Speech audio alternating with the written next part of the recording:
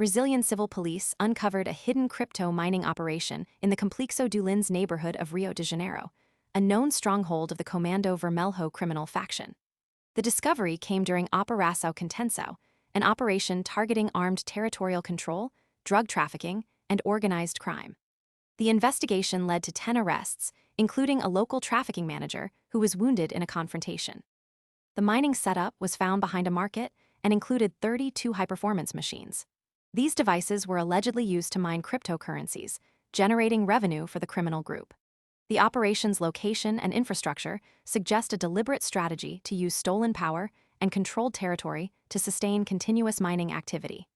Cryptocurrency mining is notoriously energy-intensive, and electricity is often the largest cost. By tapping into illegal power connections, the operators could bypass this cost, making the setup more profitable. The location also featured cooling infrastructure, such as exhaust systems, to manage the heat generated by the machines. That detail is important because mining hardware requires consistent airflow to avoid performance drops or hardware failure. The presence of such infrastructure implies a long-term setup, not a temporary or casual operation. The stolen power and controlled territory turned what might otherwise be a costly enterprise into a low-maintenance revenue stream.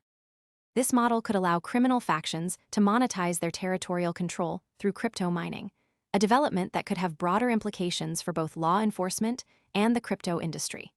The equipment seized in this case was not part of a random or isolated incident, but part of a structured operation. The fact that the machines were connected through improvised electricity links suggests a coordinated effort to maintain uptime.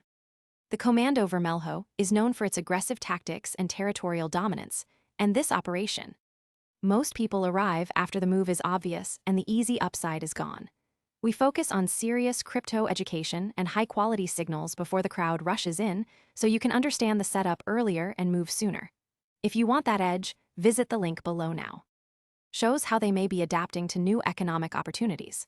The use of stolen electricity is a common tactic in illegal mining operations, but linking it directly to criminal revenue generation adds a new layer to the risks associated with crypto mining.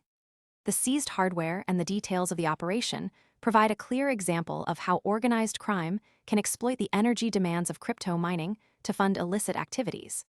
The fact that the police were able to uncover this operation is significant, as it suggests that law enforcement is increasingly aware of the risks associated with crypto mining and is taking steps to investigate and disrupt these activities. The next signal to watch is whether other jurisdictions see similar operations emerge, and how law enforcement might respond to the growing intersection of crypto mining and organized crime. The implications of this case stretch beyond the immediate arrests and seizures. It highlights how criminal groups are evolving to exploit new technologies and economic opportunities. In this case, crypto mining offers a way to convert stolen resources, both physical and digital, into a steady income stream. The energy infrastructure of a given area becomes a potential asset for these groups, especially in regions where electricity is either underpriced or poorly regulated. The Comando Vermelho's use of stolen power to fuel a crypto mining operation is not just a novel tactic. It represents a shift in how organized crime can leverage technology to sustain itself. The presence of cooling systems and continuous operation suggests that the mining setup was designed for long-term profitability, not just a one-time payout. This means that the group likely viewed the mining operation as a sustainable revenue source, potentially rivaling or supplementing traditional illicit activities like drug trafficking or extortion.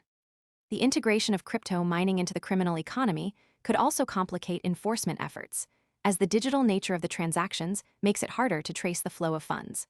Unlike cash-based operations, crypto transactions can be anonymized or routed through multiple wallets, making it difficult for authorities to follow the money trail. This case also raises questions about the broader role of electricity providers and local authorities in preventing such operations. If a criminal group can establish a mining farm using stolen power in a controlled territory, it suggests that there may be gaps in oversight or enforcement of energy regulations. The ability to operate continuously with minimal overhead could make such operations attractive to other criminal groups looking to diversify their income sources. As the crypto industry continues to expand, the line between legitimate and illicit mining operations may become increasingly blurred. Most people arrive after the move is obvious and the easy upside is gone. We focus on serious crypto education and high-quality signals before the crowd rushes in, so you can understand the setup earlier and move sooner. If you want that edge, visit the link below now.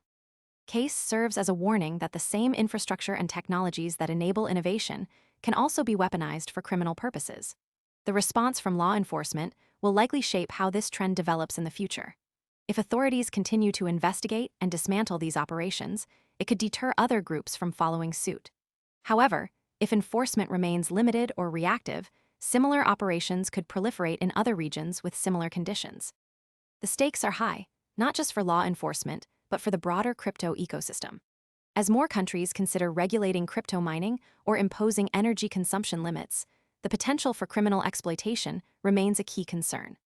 The Comando Vermelho's operation in Rio de Janeiro is a clear example of how organized crime can adapt to new economic realities, and how the intersection of crypto mining and criminal activity could become a growing challenge in the years ahead.